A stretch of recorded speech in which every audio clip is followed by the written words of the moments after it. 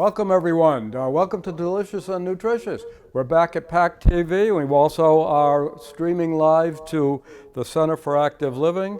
And also would like to thank Beth Israel Deaconess Hospital and to help sponsor our show, Delicious and Nutritious. And today, because we're heading into winter, we are going to make a luscious winter beef stew. Now, it's a long recipe. It is not really complex. The majority of the time, which is close to 4 hours, is actually due to making sure the meat is tender. So, let's talk a little bit about nutrition. So I'm going to send you back to Marcia Richards at the center. Take it away. All right, thank you, Jerry. We're all here, ready and waiting, salivating, because soon we'll smell the stew. So we've got about 15 of us here today. And Lovely. what I wanted to highlight with beef stew is a lot of us are educated lately not to eat red meat. Not that we should have an overabundance of it, but it's a good idea to have red meat once or twice a month. We get a lot of beneficial minerals from beef. One of those minerals is zinc. Another place you get a lot of zinc is oysters, if you like oysters, and clams. So zinc is really good for your immune system, and it's also good for wound healing. I don't suggest that you take zinc supplements, but I do suggest that you eat things like seafood and red meat once or twice a month to get the zinc that you need. Another mineral that you get from beef is iron. Iron helps carry oxygen throughout your body, especially to the brain. And you gotta have oxygen to the brain. If we don't have oxygen to the brain doesn't work. A third important part of beef is protein. So the protein that we get from beef is an easily absorbed protein. Animal foods all contain a good amount of protein, and they're all easy to digest and pick up. If you don't eat meat, you can get lots of protein from vegetable sources, so that's okay. So the last ingredients I want to talk about in the stew are the carrots and the potatoes. So we've talked about vitamins A and C in the past. Vitamin A is really good for your eyes. It's awesome for your skin, and it's also very beneficial for your immune system. And vitamin C is great for your skin. Vitamin C helps us to create a protein called collagen. So a lot of you might buy skin products that have collagen in them. Eat foods rich in vitamin C. You'll make all the collagen that you need, and it's going to be readily available internally as well as externally. So I'm going to leave it at that for now, Jerry, and we'll watch you. Oh, I'm looking at this camera. Okay, Marcia, I'm here.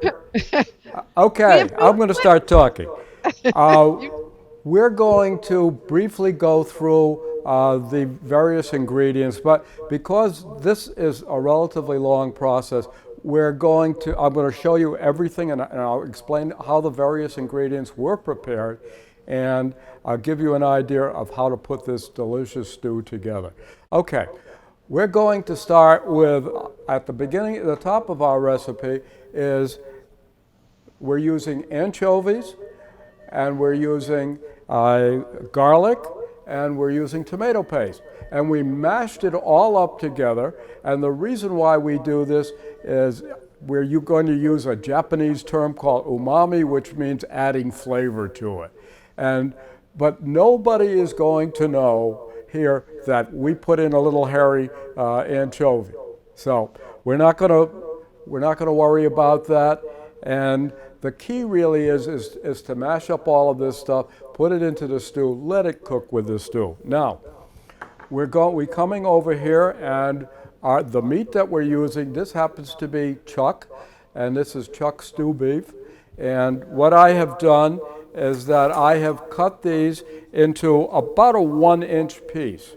And you can see the size of the piece. It's about a 1-inch cube.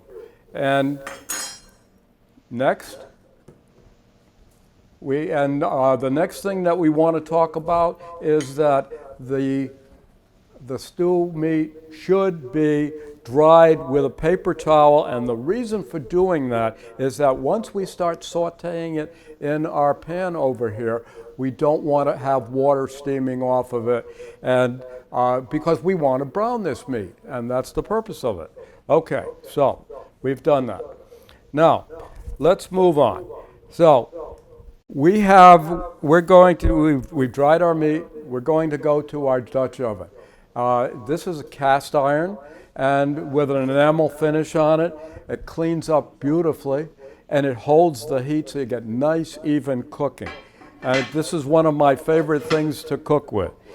And we would take, and we would use a vegetable oil. In this case, I'm using canola.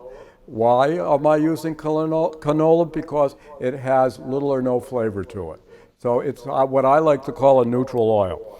So we take the meat and we put it into our pan, and we're not actually going to do that, but that is, of course, after we put the oil in there, and then we start cooking it for approximately 8 minutes. And that's all in the recipe. So, and we don't put the top down. The top goes on only in the oven. All right, so we cook this, and we want to stir. And the reason why we want to stir is we don't want it to stick. Now, don't worry if you're going to see that it's browning on the bottom of the pan, because as you stir it, that brown comes off, and that is where a lot of the flavor is. So, now, after the 8 minutes, we take the first batch of meat out and we put it onto a plate. We take the second batch of meat, because we divided our meat in half, and we take the second batch and we do the same thing with the 1 tablespoon of oil in there, and then stirring it around until we get it really nice and cooked. We're going to want to scrape the bottom, as I said, to kind of loosen what we call the fond. The fond is the flavor, and that's what we're going to do.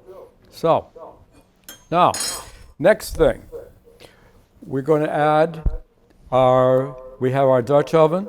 We've cooked that, and we're going. And the next thing would be to add our mixture here, and of garlic and anchovy and tomato paste, and that's going to go in there. And we're going to mix that around, and we're going to stir it. We're going to add a little bit. We'll put our meat back in there.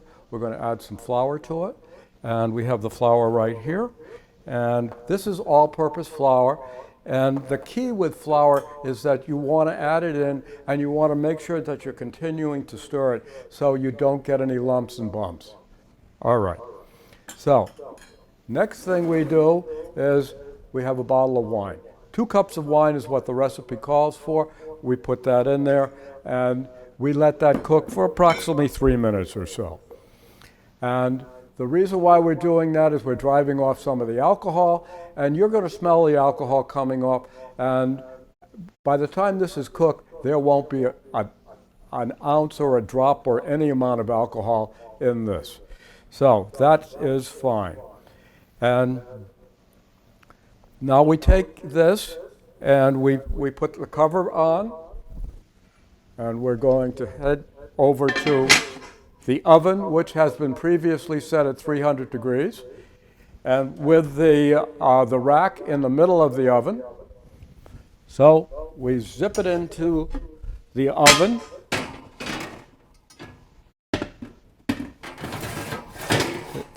Have to adjust the rack, of course. There we go. We're in the oven. And so an hour and a half. And this thing is an hour and a half. We're going to cook this, and we should have it very nice and tender at that time. So moving along, we're going to now add the potatoes, and if you'll notice, is that the potatoes that I have here, I'm using Yukon Golds. I like the flavor of Yukon Golds. They hold up very nice. They have a lovely texture to them. And you'll notice that I haven't peeled them. And I'm going to let Marcia explain why I haven't peeled potatoes or I haven't peeled carrots. There's nutrients in them, and Marcia will tell you all about the nutrients. So we'll put that back over there. And we're going to cook with the potatoes for about 45 minutes. And one thing that I had forgotten is that I'm using a small amount of salt pork, about 4 ounces. You can find this in any supermarket. Go to the meat counter and ask them for salt pork. Weigh it out in 4 ounces. And you can get it either sliced or you can get a large chunk of it, and then you can just put it in there. And at the same time, we're going to use bay and thyme, and you'll see the lovely little thyme sprigs that I have here, and the bay leaves, and that is dynamite. So now, we're cooking the potatoes for about 45 minutes, and then we take it out of the oven and open it up, and we put it on the stove, and we sprinkle in a little bit of the gelatin into it. And what are we doing with gelatin? This is unflavored gelatin, and it has no flavor. There's no cherries or strawberries or anything in here. Gelatin is going to add a little bit of thickness and make a nice smooth mouthfeel for it. But we have to dilute it. So we dilute it with water, about a half a cup of water to 2 teaspoons of the gelatin. And if you smell it, it has no flavor. So that's why we call it unflavored. All right. So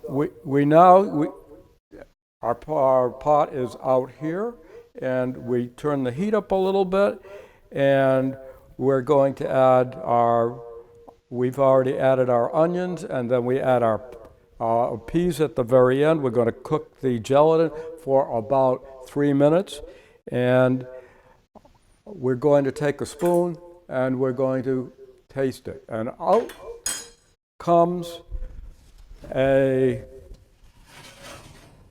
lovely winter beef stew, and look at the colors here.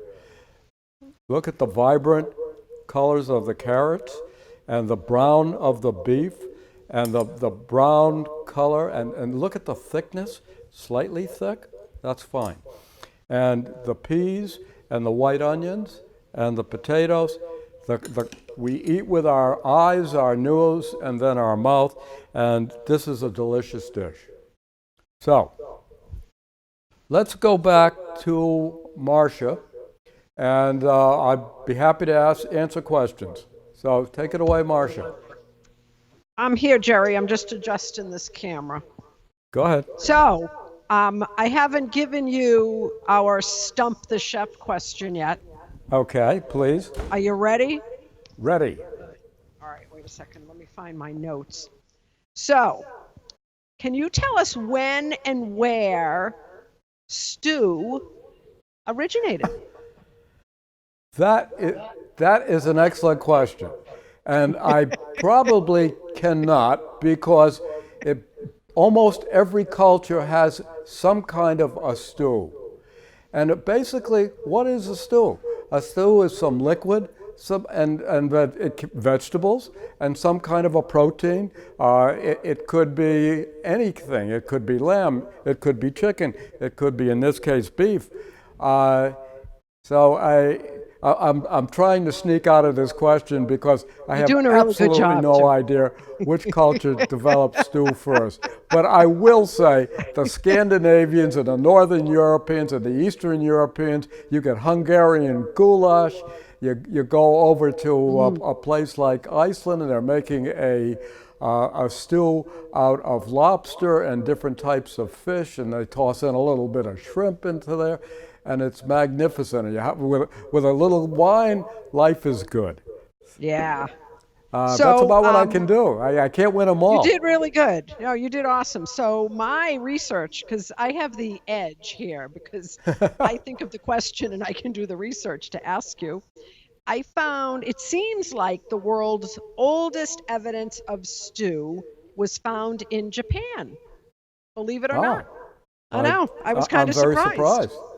And then another thing that I learned, and this it's kind of not, I don't want to say gross, but I just love the history of food, that before pans, like a cast iron pan was invented, we were before the Iron Age, right? That's correct. They used animal pouches, like an animal stomach, to cook a stew or a soup. They would fill the stomach, because nothing was wasted. If you hunted a deer or a boar down, you weren't going to waste any of it. And they would use the some sort of a pouch that the stomach had to do their cooking over a fire, because fire had been invented. Right? And that's when we started cooking, right? When fire was invented.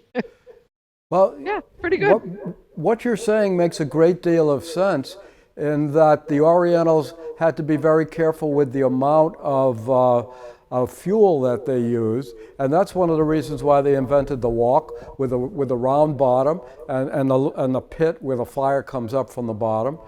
And one of the things about a traditional wok or Oriental cooking is they don't tend to use cast iron, and the reason being is that it takes a lot of energy to heat up the cast iron.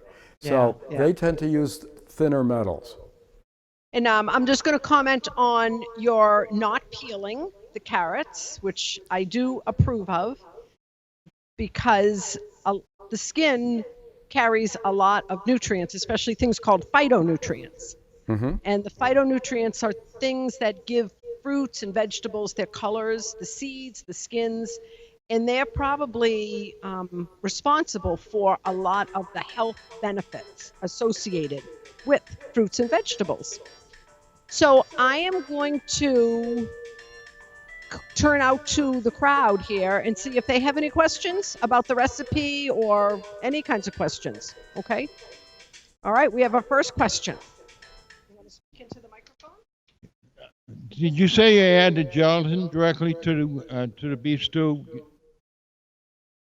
I can't hear him. He's asking, do you put the gelatin directly into the beef stew, or do you do something with it first?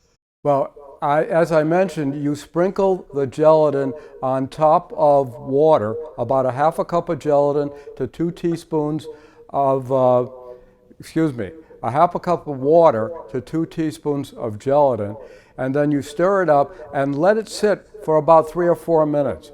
And the reason for that is that the gelatin sucks up the water and you get a nice even distribution. Now, you go to your pot and you slowly put it in, and you're stirring at the same time as you're mixing it in. And I think that answers the question. Okay. Do we have other questions? Okay, I'm moving. Hi. The question is, where are you located, Jerry? And he's at the... Where am I located? I'm at PACTV. Or do you want to know where I live? Or where I have lived? No, we're not going there. We're not going to go down that road. Okay. He is at Plymouth area. So it's down by the registry in Plymouth, in the industrial park, Collins Road, Collins Avenue. Do you know where the registry is? It's in that general area. You can go there and watch the show in December if you want. We can elect 2 people. Well, you're there in the kitchen with them. All right, Joan has a question. Go ahead, Joan. Why are you adding salt pork to the recipe?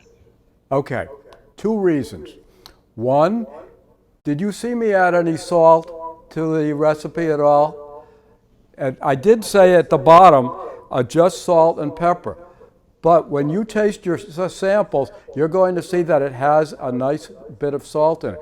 The salt is coming from the salt pork, but the salt pork also has a fattiness to it. And that's why the Pilgrims, when they were making clam chowder, they tossed in some salt pork along with the onions and the potatoes and the clams, and a little bit of salt and pepper. So it's two things. One is the salt, and secondly, it's the flavor coming from the fat of the salt pork. Yeah.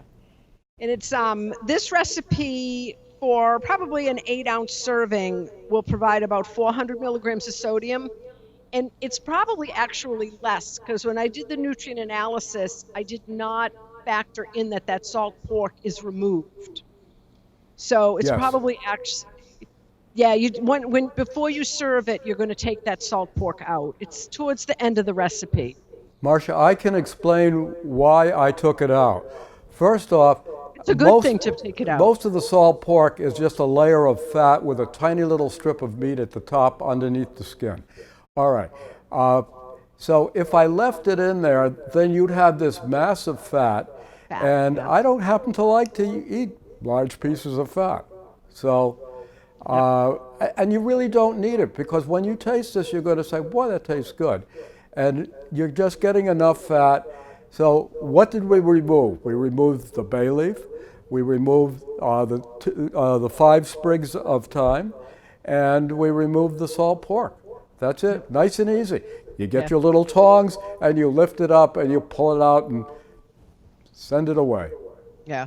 And the anchovy paste, that also provides a nice flavor. The anchovy paste, as well as the garlic, as well as the tomato paste. Yeah, without having to add a lot of sodium. So the American Heart Association suggests that we limit our total sodium intake to no more than 2,300 milligrams. So if this one meal is providing about 400, you could easily stay within those guidelines by the end of a day if every meal has no more than 400 or 500 milligrams. So let me see if there's other questions. Yes. So Jerry, the question is, what is the best kind of wine to use in this recipe? Okay. What I have suggested is a light red wine and a medium dry red wine. Now, it should be a red wine. A white wine will completely change this, and it won't be what you want it to be. But what I wouldn't do is I wouldn't put in a strong red wine like a Cabernet, because of the amount of tannin in it, and it'll dominate the flavor. When you taste this, you're going to find that you really don't taste the wine. The wine has become part of the melange, the whole thing coming together. And that's why I'm using a medium dry red wine. So would that be like a Pinot Noir or a red table wine? Red table, what I would do is I would use a Pinot Noir or something like, it could be a light Merlot. Okay, how about a Chianti? You just don't want something very strong that's going to dominate. You want something that's going to be nice and light, that's going to come together and complement what you're cooking. The red wine, along with the beef, the flavors from the beef and the red wine come together, plus with the anchovies and the tomato paste and the garlic. Well, we can't wait to try it. Well, I think you're going to like it. Interestingly enough, is that there is not a lot of seasoning in this. Most of what you're getting is a combination of these things that come together in a nice way, and try making a beef bourguignon sometime. And it's not a difficult recipe. It just takes time because of the amount of time that it has to spend in the oven. No. So other questions? Okay, Lisa has a question. Go ahead.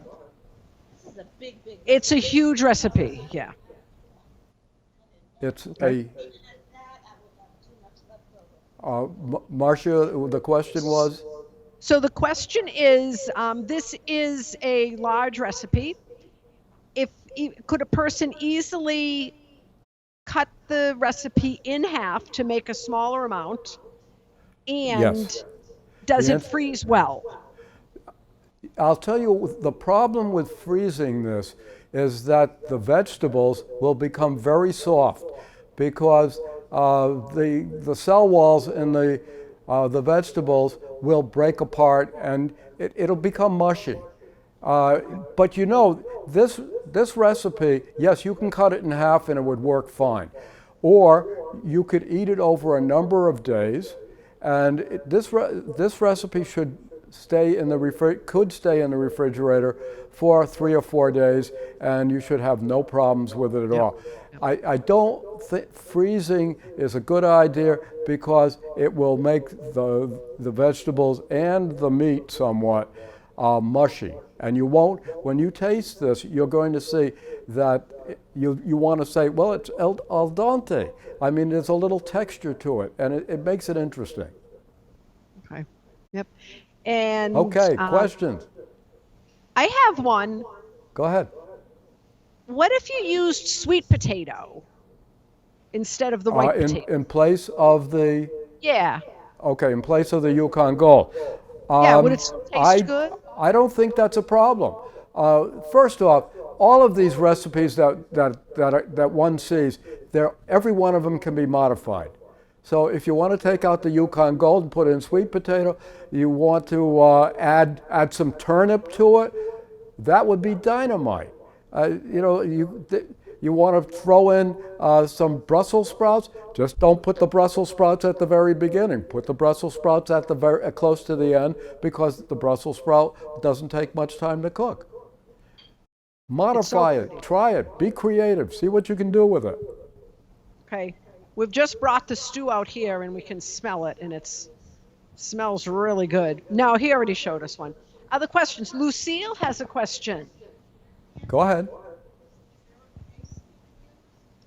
But I'll let him tell you. So instead of using anchovy fillets, is there a paste, like in a tube or something? Yes, that you there could use is. instead?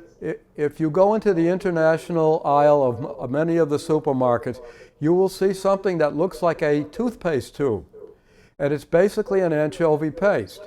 I happen to like to use anchovies in olive oil because I think the flavor is a little bit better. But the anchovy paste is very good, and I have used it.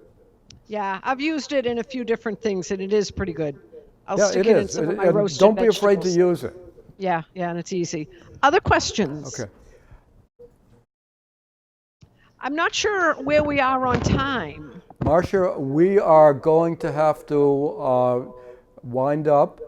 Okay. So if you have one quick question, I'll give a quick answer. Anybody have a quick question? Yes. Hold on. The question was, should you not peel the potatoes? Should you not do what? Peel the potatoes. The answer is yes. I happen to like the texture of the skin. Yeah, And we like the can you say that, can you recommend, are there nutrients on the skin of a potato?